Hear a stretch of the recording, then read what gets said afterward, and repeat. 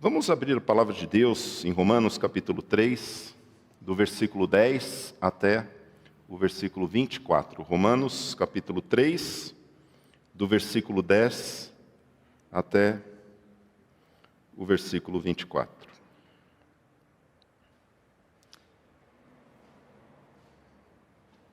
Diz assim a palavra de Deus, você pode acompanhar na sua Bíblia ou na projeção.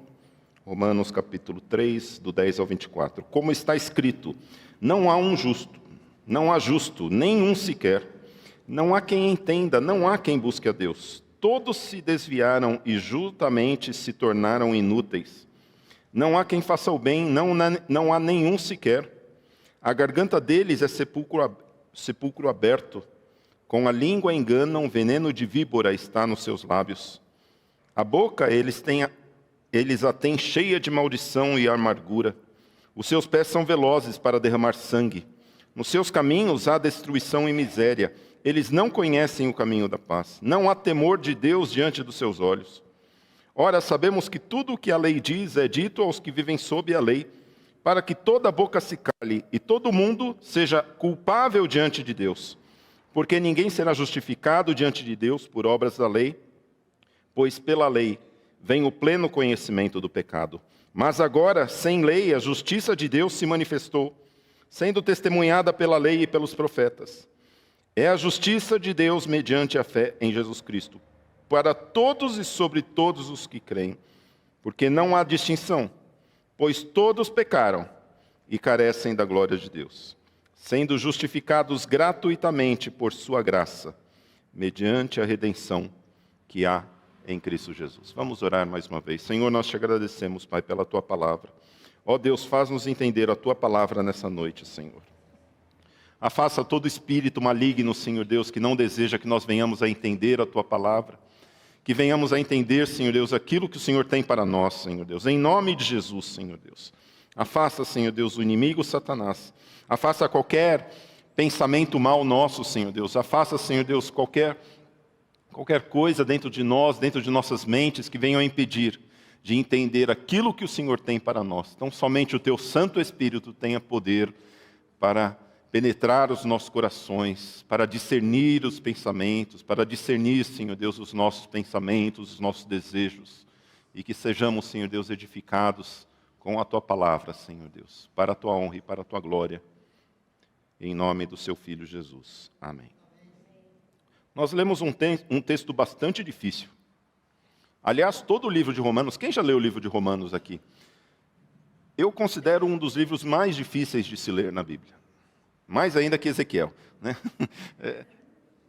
É um texto que, às vezes, quando você fala, eu acho que eu entendi, aí você passa para o capítulo seguinte, você começa a ler e fala, peraí, eu acho que eu não entendi nada. E o texto que nós lemos aqui, ele é um texto difícil. E eu quero falar para você, olha, se você não entendeu nada, fica tranquilo. Porque até o apóstolo Pedro, sabe o que ele falou? O apóstolo Pedro também lia e não entendia nada também. Olha o que ele diz lá em 2 Pedro capítulo 3. Ele fala o seguinte, e ele fala justamente algo com relação ao pecado e à salvação. Ele fala, olha, e considerem a longanimidade do nosso Senhor como oportunidade de salvação, como também o nosso amado irmão Paulo escreveu a vocês, segundo a sabedoria que lhe foi dada ao falar a respeito desses assuntos, como de fato costuma fazer em todas as suas cartas. Nelas há certas coisas difíceis de entender, que aqueles que não têm instrução e são estáveis deturparão, como também deturparão as demais escrituras para a própria destruição deles.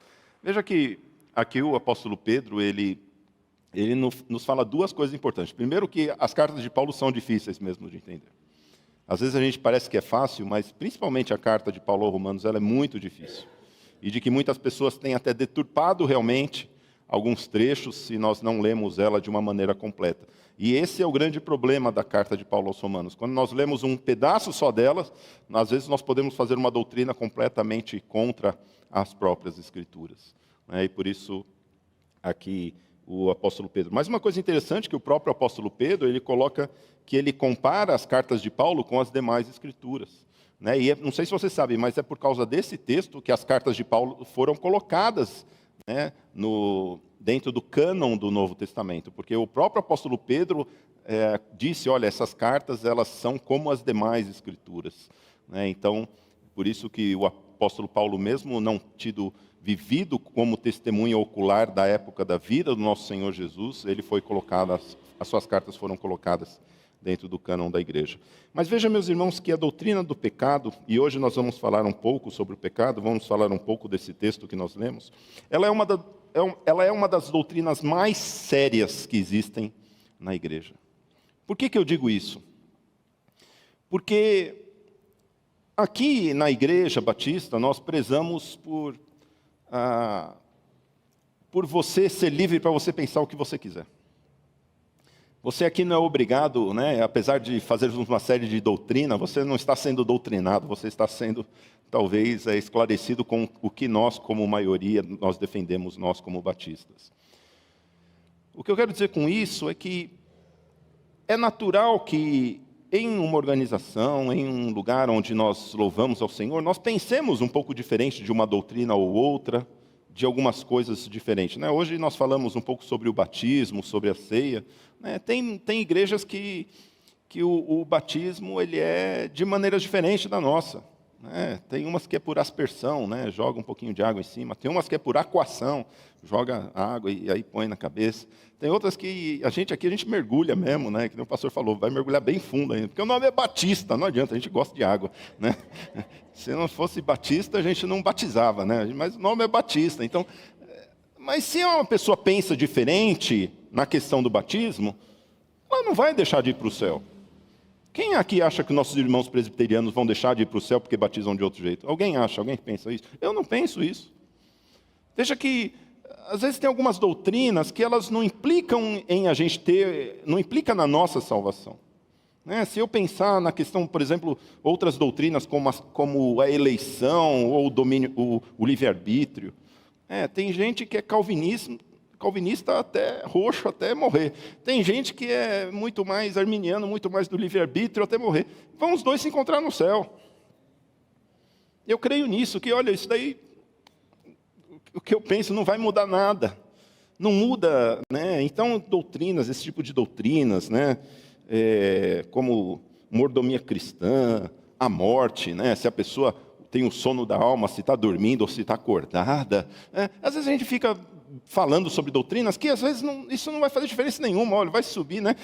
Escatologia, né? Um acha que vai antes, outro acha que vai no meio, outro acha que vai depois, né? Tem até aquela né, charge que fala, né? Mostra o pré-tribulacionista, o mid e o pós, os três sendo arrebatados, aí um vira para o outro e fala, eu falei para você, né? Então, vai subir os três juntos, não tem, essas coisas não implicam na nossa salvação, mas essa doutrina, a doutrina do pecado, sim. A doutrina do pecado, ela tem relação direta com a nossa salvação. A doutrina do pecado, ela pode sim comprometer, ou seja, a maneira com que eu vejo o pecado, com que eu enxergo o pecado, isso pode comprometer a minha salvação. Isso pode me comprometer eu chegar, né, no grande dia, quando o seu nome for chamado, não estou falando do jogo do bingo, estou falando quando Deus chamar o seu nome, fala, você vem aqui, sua hora chegou, e aí você talvez ter surpresa ou não. Porque é isso que nós vemos na própria palavra de Deus dizendo. Olha o que diz em 1 João capítulo 3, versículos 9 e 10. Veja como a questão do pecado é algo muito crítico na nossa vida. Todo aquele que é nascido de Deus, todo aquele que é crente, nascido de Deus, não vive na prática do pecado. Porque nele permanece a semente divina. Esse não pode viver pecando, porque é nascido de Deus. Nisso são manifestos os filhos de Deus e os filhos do diabo. Todo aquele que não pratica a justiça não procede de Deus. E o mesmo vale para aquele que não ama o seu irmão. Então veja que o apóstolo João, ele diz aqui, olha, vocês que se dizem crentes, não pode viver na prática do pecado. Eu preciso entender o que é esse negócio de pecado, porque se eu estou na prática do pecado, eu não nasci de Deus. Eu preciso entender certinho o que é esse negócio de pecado, como é que esse negócio funciona na minha vida. E nesse sentido, nós vemos várias igrejas falando coisas diferentes uma das outras na questão do pecado.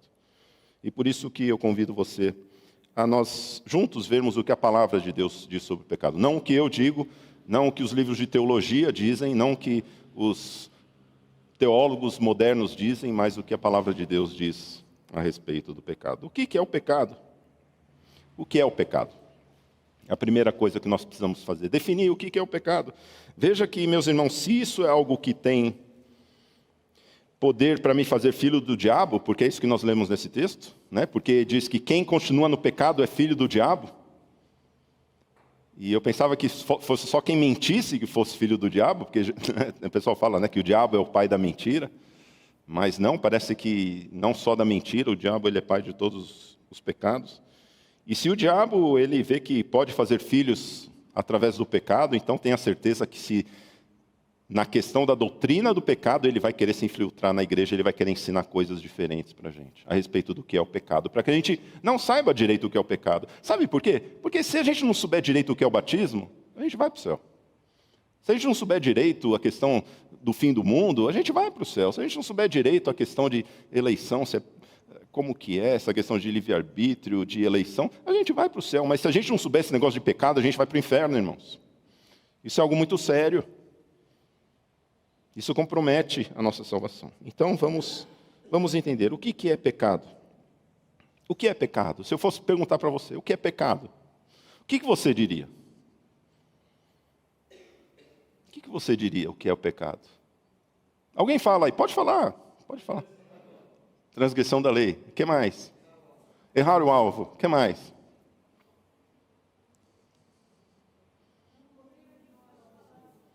Oi? Tudo aquilo que não agrada a Deus. Não obedecer o que está na palavra. Todo mundo concorda? Amém? É um pouquinho de tudo isso realmente. Nós precisamos tomar cuidado, meus irmãos, com as definições subjetivas do pecado que nos foi ensinado nas igrejas. Eu falo isso porque eu fui ensinado assim também. Né? Por vezes, nós temos algumas definições um pouco subjetivas que não deixam muito claro a questão do que é o pecado. Né? Por exemplo, o pecado é errar o alvo.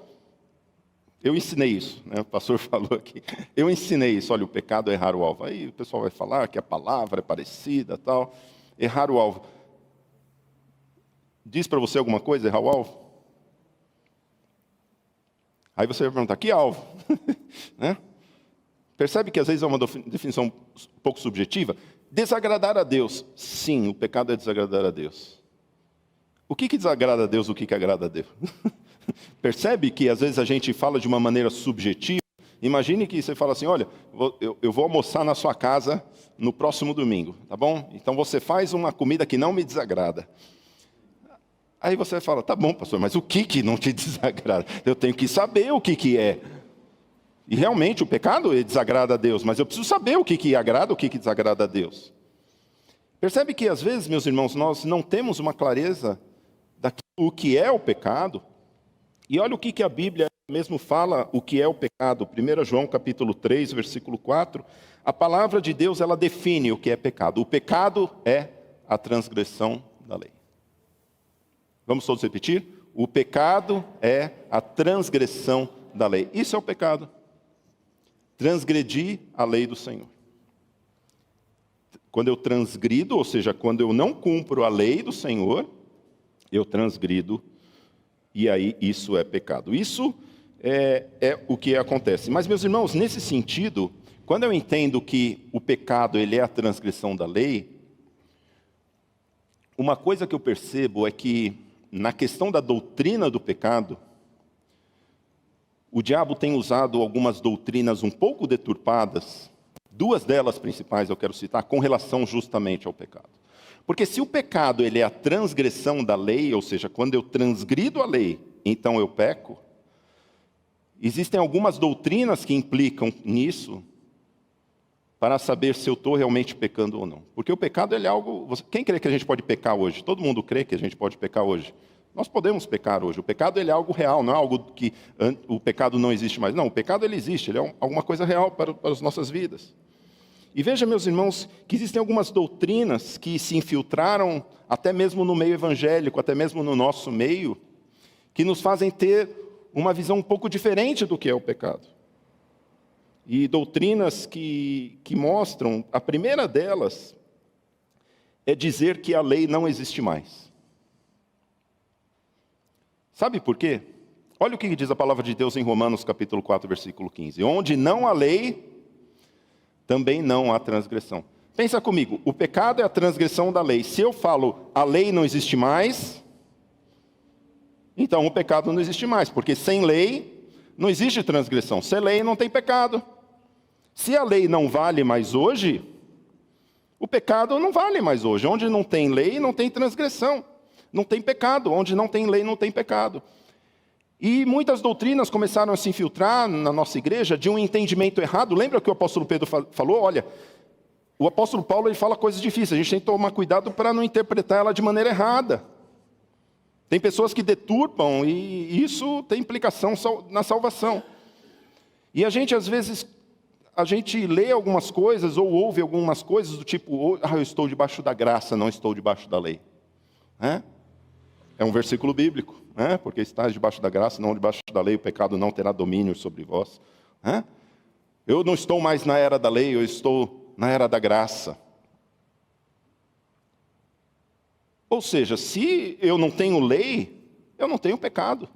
Essa é a primeira doutrina que está no meio evangélico, meus irmãos, que é a doutrina da hipergraça. É conhecido como a doutrina da hipergraça, ou seja, eu estou debaixo da graça, logo eu não tenho nenhuma lei. Ou seja, se não tem nenhuma lei, eu posso fazer o que eu quiser. Somos livres para poder fazer o que eu quiser. Eu sou livre para poder fazer o que eu quiser da minha vida, o que eu pensar, eu sou livre. Gente, vamos lá, liberou geral. Vocês podem fazer o que vocês quiserem. Já pensou? Pastor, dízimo, vamos diminuir para 5%. Dízimo, 50% de desconto. Adulterar, pode, irmão. Esse negócio aí, não. Percebe que as nossas igrejas são invadidas e nós mesmos ficamos confusos. Espera aí, será que eu tenho ou será que não tenho? Será que a lei vale, será que a lei não vale? E se vale, que parte que não vale? Percebe que existe essa doutrina de dizer que não há lei e que a lei não acabou? Isso, meus irmãos, é doutrina de demônios, eu quero dizer para você, e é a preparação do diabo abrindo o caminho para o anticristo. Lá em 2 Tessalonicenses, capítulo 2, o apóstolo Paulo fala a respeito do anticristo.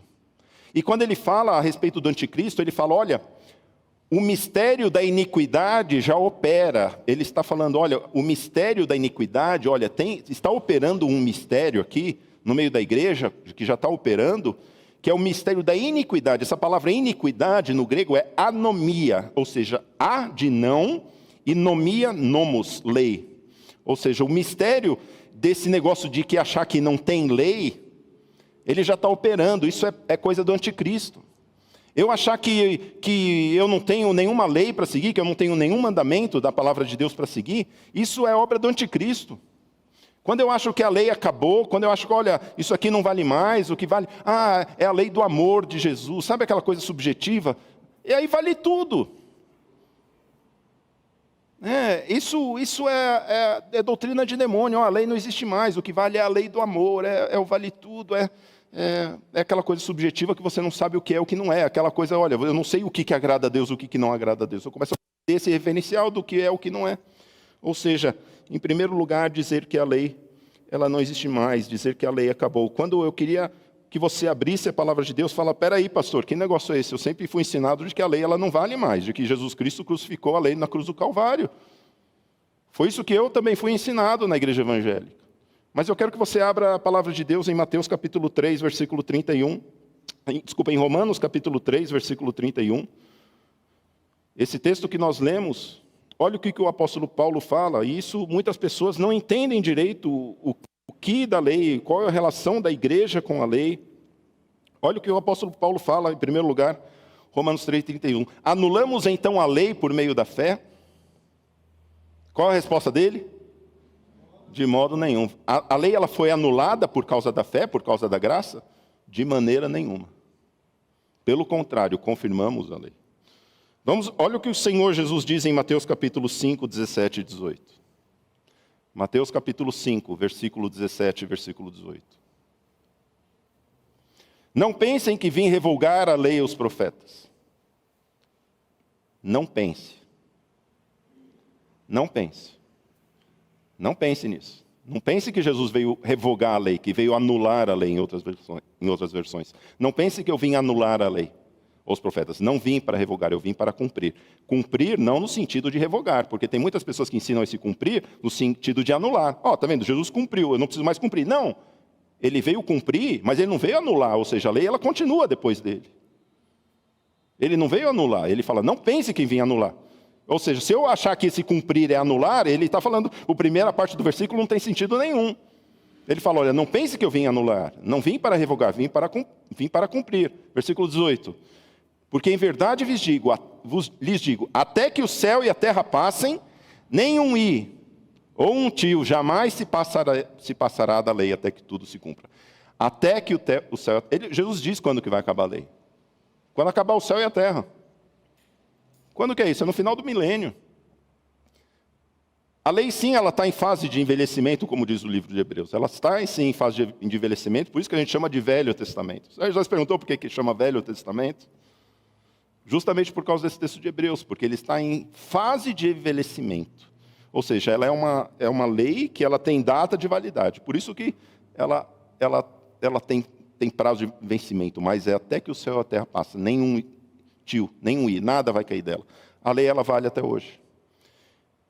Percebe que como nós não pensamos na implicação, às vezes, dessa teologia, de eu pensar que a lei não existe mais, se a lei não existe mais, não existe pecado. E realmente, se a lei não existisse mais, não existiria pecado hoje. Eu não teria que me preocupar nada. Para que eu vou pedir perdão se a lei acabou? A lei, ela não acabou. A lei, ela ainda vale até hoje.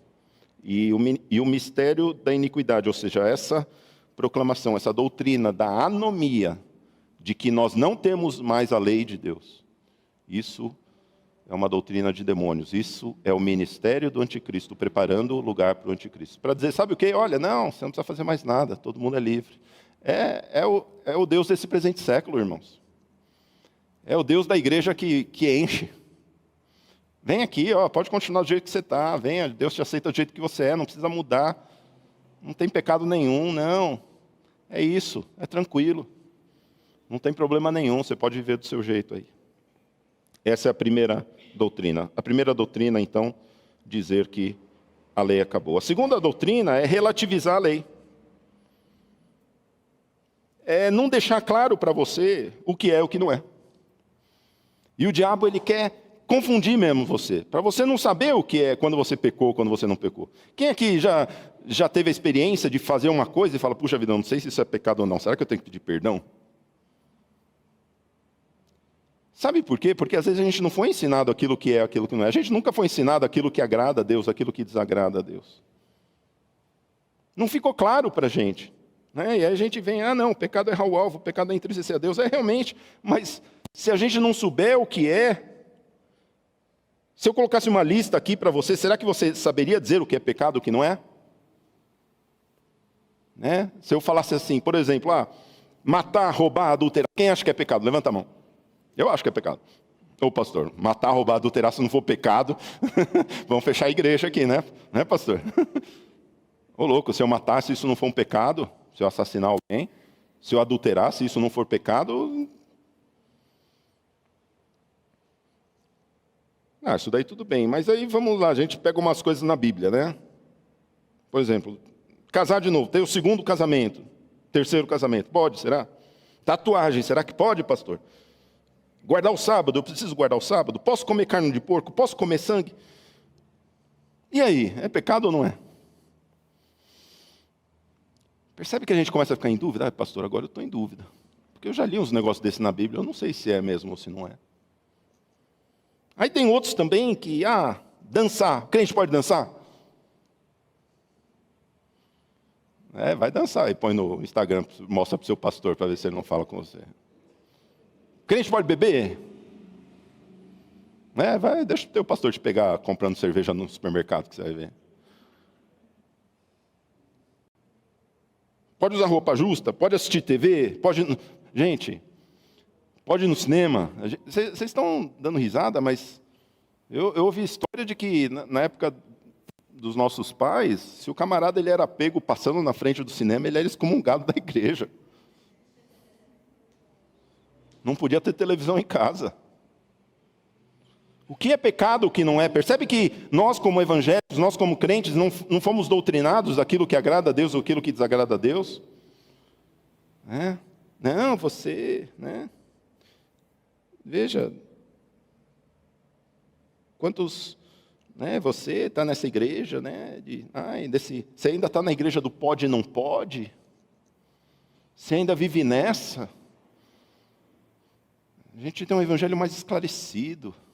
Não é esse evangelho do pode e não pode. Você já ouviu isso de alguém falar para você isso daí? As pessoas não sabem. Meus irmãos, a gente vive numa geração que não quer saber discernir as coisas.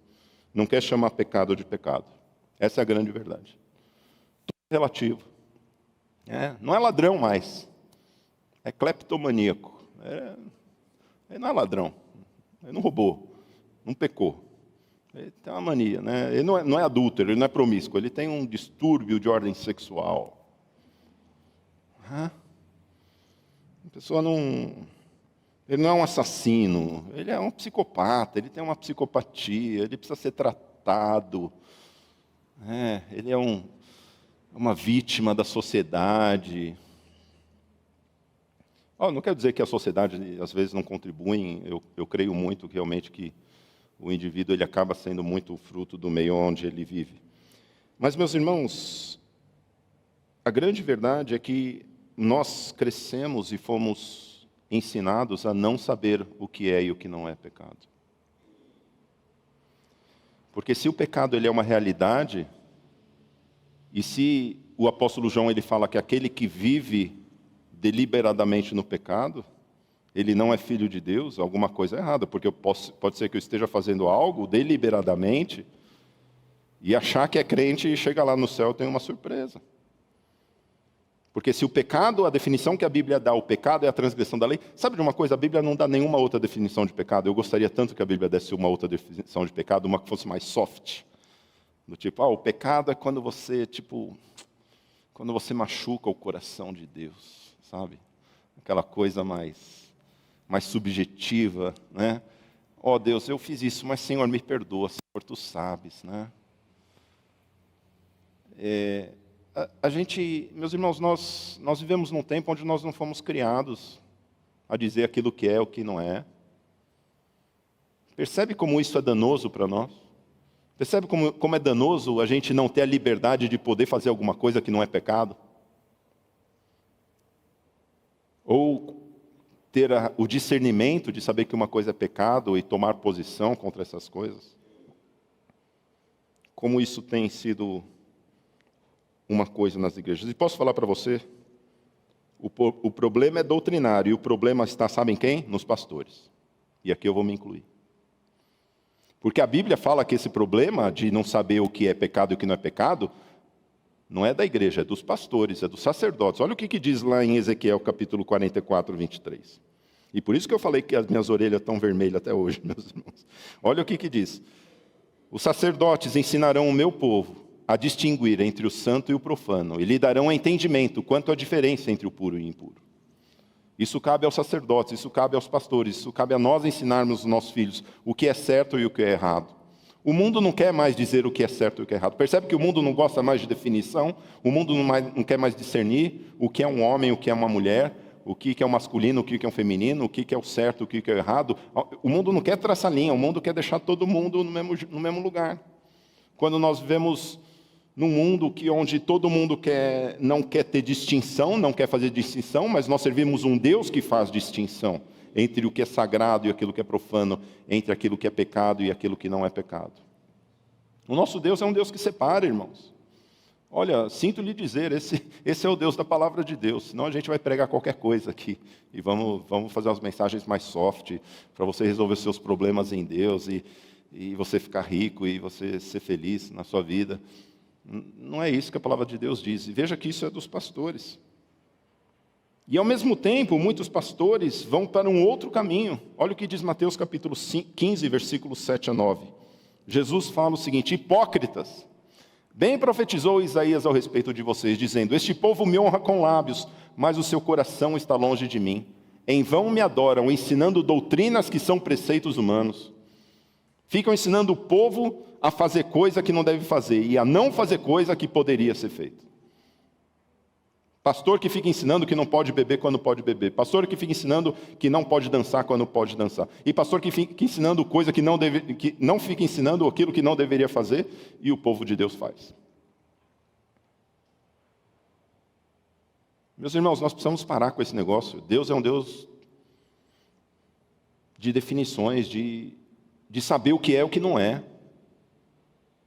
A gente precisa saber, desde o momento que a gente acorda, o que eu tenho que fazer para agradar ao Senhor, o que eu não preciso fazer, o que eu não devo fazer para desagradar o Senhor. Nós precisamos ser claros, isso é o básico da nossa vida cristã, disso depende a nossa salvação.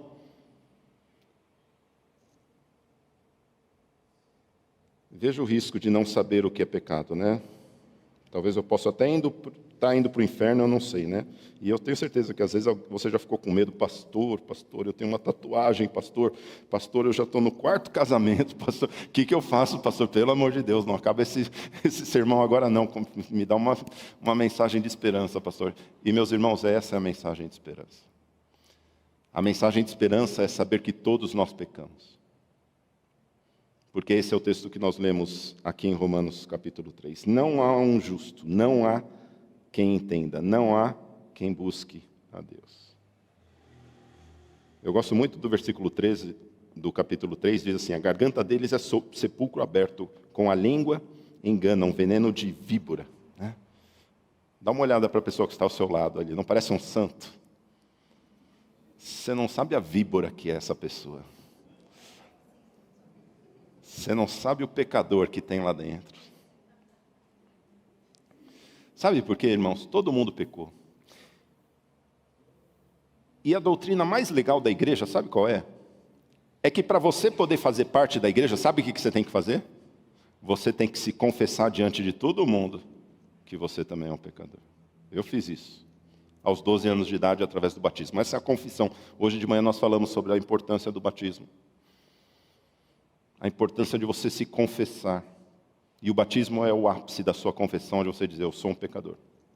Eu sou uma víbora, eu sou terrível. Eu só maquino o mal. Eu só busco, eu só faço aquilo que desagrada a Deus. E eu me confesso. E veja, meus irmãos, quando a gente entende que todo mundo pecou, isso, tá bom, pelo menos eu não estou indo sozinho, né? Mas vamos entender, sabendo o que é o pecado, sabendo que o pecado é a transgressão da lei, nós precisamos entender a segunda coisa do pecado, que é o seguinte: o pecado não tem desculpa, pecado tem justificação. Pecado não tem desculpa, pecado tem justificação. Se você dá uma cotovelada no seu irmão que está do seu lado, você faz o que para ele? Desculpa, foi mal aí, né? E a mesma coisa, meus irmãos, nós precisamos entender o que é pecado. Porque quando nós entendemos, e eu quero explicar esse conceito de justificação, para que você entenda bem esse conceito de o que é justificação, porque se não fosse assim, todos nós estaríamos perdidos. E aí você pode pensar: puxa vida, pastor, eu continuo pecando, puxa vida, eu vez por outra eu ainda peco. E aí você poderia pensar: será, pastor, que eu vou para o inferno? Pastor, eu pequei hoje à tarde, pastor. Pastor, eu pequei ontem à noite, pastor. Me ajuda aí, pastor, será que eu vou para o inferno? Olha, eu quero que você entenda o conceito de justificação, porque se nós entendermos o conceito de justificação, isso vai trazer uma paz tão grande conosco, irmãos. E você não vai ser a mesma pessoa. Olha o que... Porque a palavra com relação ao pecado, nós lemos hoje de manhã, quando o pastor Haroldo falou, olha, João Batista, quando ele começou a pregar, ele falou: olha, arrepende-se e crede no Evangelho. Arrependa-se dos seus pecados. Saiba que aquilo que você fez é errado. Arrependa-se e creia no Evangelho. Quando nós ouvimos essa palavra arrependa-se, quando eu venho na igreja, e vez por outra o pessoal está falando: olha, você não pode fazer coisa errada, você não pode pecar. O pecado é uma coisa ruim, o salário do pecado é a morte. É isso que nós lemos aqui. O salário do pecado é a morte. Se nós pecamos, nós estamos condenados eternamente a estar longe de Deus. Quando a gente começa a pensar essas coisas, e quando a gente ouve uma mensagem de Deus dizendo: olha, arrependa-se, entregue a sua vida ao Senhor, tem 3 opções para a nossa vida. Tem 3 opções. A primeira opção, Talvez eu estava na minha vida de pecado, ou eu que estava vivendo a minha vida de que, olha, tudo bem, não existe lei, a lei sou eu, a minha lei sou eu, o que eu penso, o que eu acho que é certo, beleza, o que eu quiser fazer eu vou e faço. Se eu estou nesse negócio de, olha, eu estou vivendo a minha vida, e aí de repente chega alguém e fala, peraí, o que você está fazendo é uma coisa que desagrada a Deus. E aí, às vezes a gente lê a palavra de Deus, olha, uma coisa que eu fiz que desagradou a Deus, e a gente entende que esse caminho vai me levar a um caminho de morte. Existem 3 opções, olha, arrependa-se. A primeira opção é eu falar, não estou nem aí. Vou continuar vivendo a minha vida do jeito que eu quiser. Legal, tá legal que esse cara aí falou, né? Que essa Bíblia falou, olha, arrependa-se, eu tenho que mudar de vida, eu não posso mais andar nessa vida de pecado. A primeira opção é essa, deixa para lá, vou continuar pecando. Eu quero dizer para você que essa talvez seja a mais terrível de todas as opções. Sabe por quê? Sabe o que Deus faz com essas pessoas? O livro de Romanos, no capítulo 1, versículos 28 a 31, olha o que Deus faz com relação a essas pessoas que, tendo tido um contato com o poder de Deus, tendo tido contato com a palavra de Deus, elas não glorificam a Deus. Olha o que diz, o que a palavra de Deus diz. E por havendo desprezado o conhecimento de Deus, veja, essas pessoas receberam a palavra de Deus, elas desprezam o conhecimento de Deus. Olha o que a palavra diz. O próprio Deus os entregou para um modo de pensar reprovável, para praticarem coisas que não convêm. Estão cheios de todo tipo de injustiça, perversidade, avareza e maldade. Estão cheios de inveja, homicídio, discórdia, engano e malícia. São difamadores, caluniadores, inimigos de Deus, insolentes, arrogantes, orgulhosos, inventores de males, desobedientes aos pais, insensatos, desleais, sem afeição natural, sem misericórdia. Olha o que Deus faz. Você quer pecar? Você quer continuar a sua vida? Vai. Continua. Sua conta só vai aumentando, né? Deixa lá, Deus está só preparando a conta. Ele não vai... Isso que tem muitas pessoas pensam, né? Não, se fosse errado, ia cair um raio no céu, um anjo ia aparecer e falar, para de fazer isso, senão você vai para o inferno. Se você quiser escolher sua vida de pecado, sabe o que Deus vai falar? Vai. E quando a gente quer pecar, meus irmãos, se a gente quiser entrar no barco do pecado, tenha certeza que o barco vai estar sempre esperando a gente. Igual o Jonas, né? O Jonas queria fugir, quando ele chega lá no porto, tinha um barco para ele ir, né? Tenha certeza, se você quiser pecar, vai ter seus amigos, a galera, o mundo vai te chamar, o mundo está querendo você. Você quer, venha. E Deus ele vai falar, você quer ir? Pode ir. Essa é a primeira opção. A segunda opção é aquela pessoa que ouve, e ela pensa assim, puxa vida, esse pastor aí está falando várias vezes que eu tenho que fazer várias coisas, né? Que tem uns pecados aí, eu sei, pastor, eu sei que eu tenho uns pecados aqui na minha vida, mas, pastor, eu vou consertar, pastor, em nome de Jesus eu vou consertar. Eu vou consertar minha vida. Depois que eu consertar minha vida, aí eu vou entrar no ministério, eu vou dedicar minha vida para Deus. Pastor, eu vou consertar minha vida, pastor. Essas pessoas, elas parecem um pouco... Imagina você que você está vendo um pintor famoso pintar um quadro, né? Imagina que você está vendo Michelangelo pintando a Mona Lisa, né? Está lá o Michelangelo pintando a Mona Lisa, aí você está lá de bicão, né? Oi, Michelangelo, o que você está fazendo, né? E aí Michelangelo está lá, né? Com aquela peninha, né? Fazendo assim, né? Na Mona Lisa. Aí, de repente, você vira assim, pum, dá uma cotovelada no Michelangelo e dá aquele borrão no quadro, assim, né? Aí Michelangelo olha para você e falou, rapaz, o que você fez? Aí você fala o que para o Michelangelo? Não, pode deixar que eu arrumo. Deixa que eu conserto.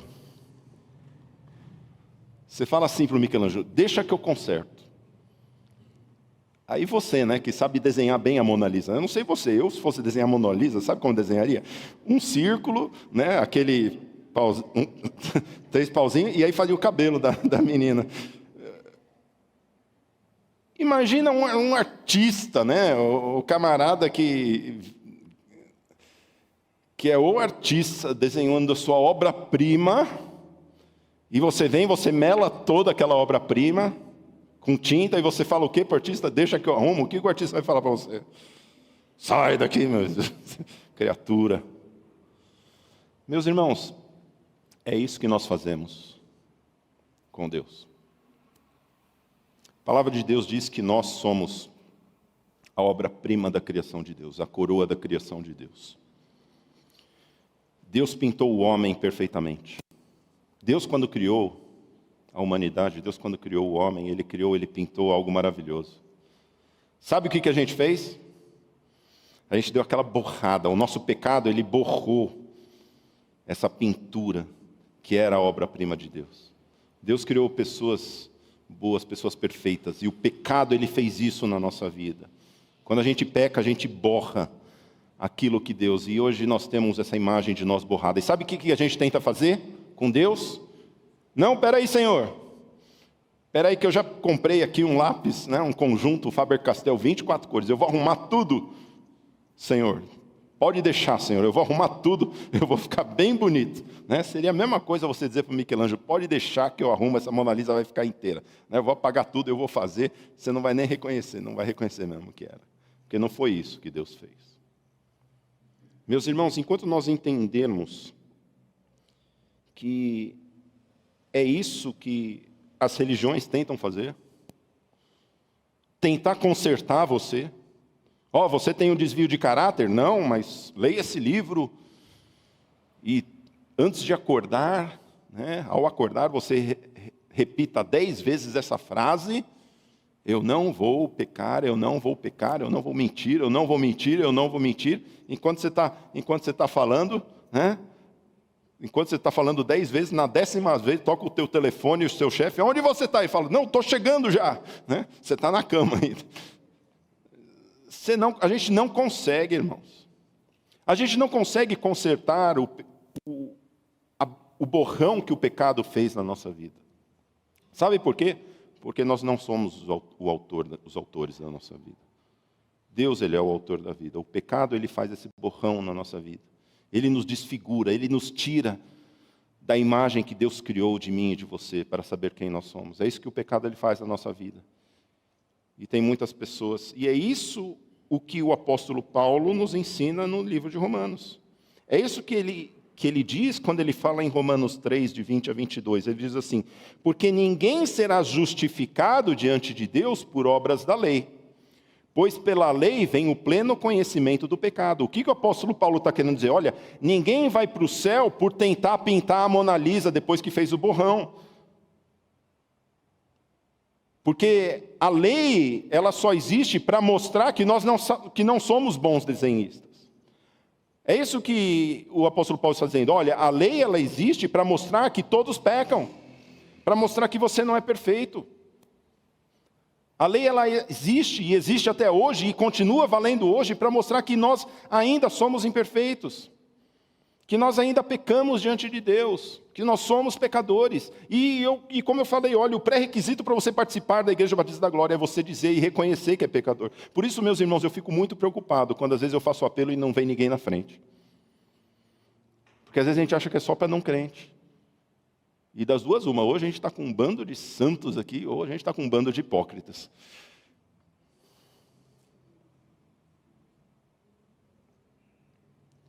Ninguém vai ser justificado diante de Deus por obras da lei. O que o apóstolo Paulo está querendo dizer? Não adianta você querer consertar a sua vida você sozinho.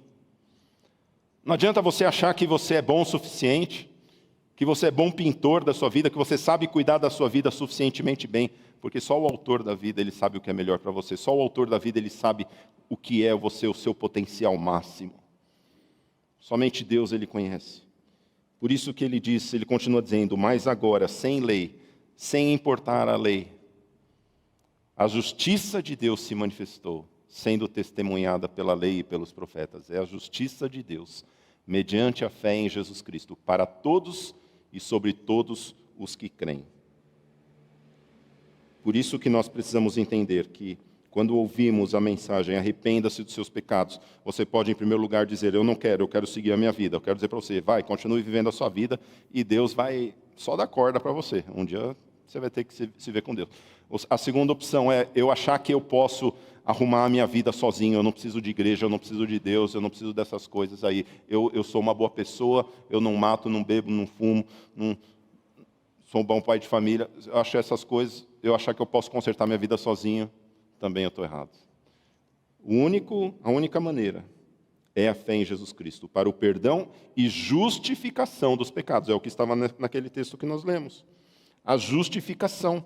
A justiça de Deus se manifestou. É a justificação. É o que eu falei, o pecado não tem desculpa, tem justificação. O que é justificação? É alguém considerar você justo, independe daquilo que você faz.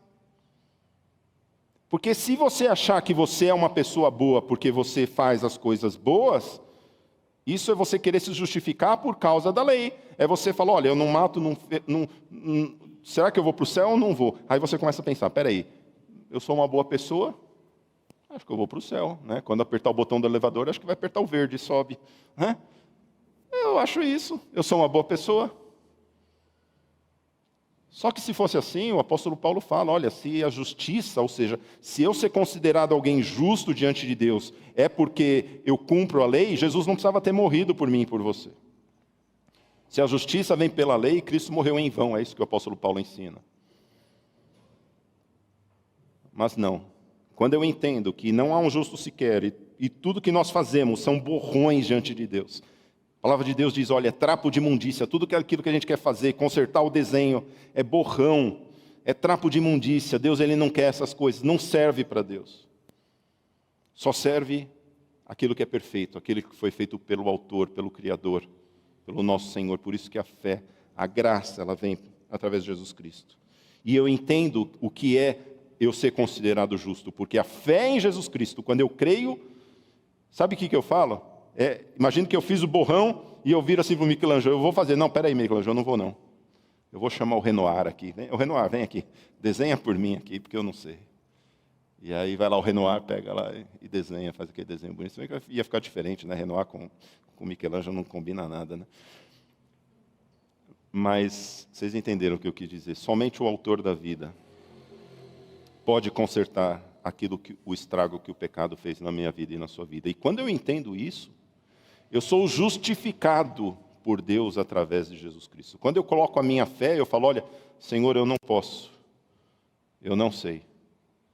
Tem um problema na minha vida que se chama pecado. E eu costumo dizer que o pecado ele é como um veneno. Imagina que você foi picado pela serpente, que é o diabo. E é como um veneno que está no teu sangue, que um dia vai te levar à morte. Você precisa desesperadamente encontrar um antídoto. Já viu aqueles filmes? O camarada fala, olha, você bebeu um veneno, o antídoto está aqui. Aí o camarada fica procurando lá. A missão da sua vida é encontrar um antídoto. Só tem um antídoto, é Jesus Cristo. E sabe o que acontece? Tem muitas pessoas que, olha, eu fui picado pela cobra, sabe o que as pessoas fazem? Ah, não, põe um band-aid aí em cima, tudo bem. Ninguém vai ver. E o veneno está lá comendo solto, está te matando por dentro. E só existe um antídoto, que é Jesus Cristo. Sabe por quê, meus irmãos? Porque Jesus ele veio salvar o seu povo dos seus pecados. E Romanos capítulo 5, versículo 1 diz, justificados, pois, mediante a fé, temos paz com Deus por meio do nosso Senhor Jesus Cristo. Somos justificados pela fé em Deus. Não é por nada que nós fazemos, não é porque eu sou bom, ou não é porque eu sou ruim também. Tem muitas pessoas que não entendem, olha, puxa vida, eu pequei, eu vou para o inferno. Peraí, Jesus sabe que você pecou. Mas pecou, levanta. Né? Como diz a música, levanta, sacode a poeira e dá a volta por cima. Levanta, irmão. A gente não vai para o céu porque a gente peca. Nós vamos para o inferno se a gente peca. Mas a gente não vai para o céu se a gente peca. A gente vai para o céu porque Jesus Cristo, Ele é a nossa justiça, porque Ele é perfeito. Eu não poderia me representar diante de Deus, só tem um representante diante de Deus. Por isso, meus irmãos, quando nós entendemos o que é o pecado e quando nós entendemos o que é justificação, que o apóstolo Paulo nos ensina, ir para o céu não é eu viver uma vida desesperada de luta contra o pecado e achar que é isso que vai me levar para o céu. Tem crente que ainda acha isso. E essas pessoas, quando pecam vez por outras, elas se sentem o pior ser humano, achando que se Jesus chegasse naquela hora, iriam para o inferno. E olha, nós não vamos para o céu por quão bom nós somos em cumprir os mandamentos da palavra de Deus. Não é isso. Não é por causa disso. Nós vamos para o céu porque Jesus Cristo, Ele é a nossa justificação, porque Ele é o Cordeiro Santo perfeito de Deus. Deus, Ele sabe disso. Pastor, mas eu peco. Bem-vindo ao time, ó. Dá uma olhada para o lado aí. É nós. A gente peca. O problema não é pecar, o problema é quando nós vivemos deliberadamente no pecado. E aí nós começamos a entender, sabe por quê? Porque a palavra de Deus nos ensina, meus irmãos, algo que acontece quando eu tenho fé em Jesus Cristo. Porque na prática, como que eu vou saber, pastor? Como que eu vou saber se quando eu chegar lá, como que eu sei aqui se eu estou aqui na igreja, me batizei, estou tentando lutar contra o pecado, às vezes eu tenho uma tentação, às vezes eu caio. Como que eu sei, pastor, se eu sou crente ou não? Como que eu posso ter certeza que eu vou chegar no céu ou que eu não vou? Que quando eu apertar o botão do elevador, em vez de subir, não vai descer. Como que eu sei, pastor? Me fala. Olha, eu quero dizer para você, quando nós entregamos a nossa vida ao Senhor, a palavra de Deus diz que alguma coisa acontece dentro da gente. A partir do momento que nós ouvimos a palavra de Deus, e essa é a maravilha do Evangelho, meus irmãos, porque o Evangelho não há dúvida.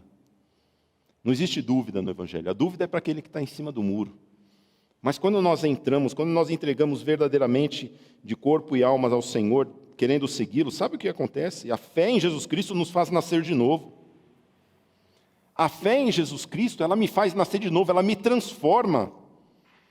E é isso que muita gente não entende. Tem gente que acha que vem para a igreja para Jesus consertar a sua vida. Ah, pastor, eu tenho umas falhas aí, eu vou para a igreja para melhorar. Olha, se a gente não entender que nós somos totalmente depravados, se nós não entendermos que em nós não está o querer fazer o bem, nós precisamos do Senhor para transformar a nossa vida. É isso que a fé em Jesus Cristo faz, ela me dá um novo nascimento. É isso que Jesus aí falou para Nicodemos. Olha, Nicodemos, você precisa nascer de novo. Meus irmãos, nós precisamos nascer de novo. Antes eu escondi o meu pecado, mas depois que eu confesso, isso me liberta. Isso me liberta, meus irmãos, quando nós confessamos o nosso pecado, isso nos liberta de tal maneira que eu reconheço, eu não consigo, Senhor. Senhor, eu estou tentando desenhar essa Mona Lisa, Senhor, eu não consigo, Senhor. Eu nunca vou conseguir, Senhor.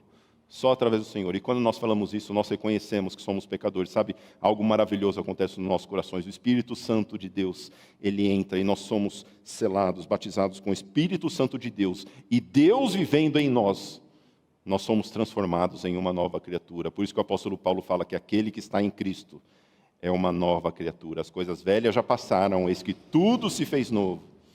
Ou seja, quando eu creio no Senhor,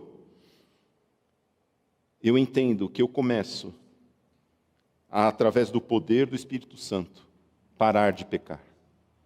Isso não vem de mim, isso é dom de Deus. Isso é a salvação dos nossos pecados. Eu quero dizer uma coisa para você, se Jesus não nos salvou dos nossos pecados, Ele não nos salvou de nada. Tem gente que ainda acha que Jesus nos salvou do inferno. Não, Jesus não nos salvou do inferno. Em nenhum lugar da Bíblia está dizendo isso, você sabia?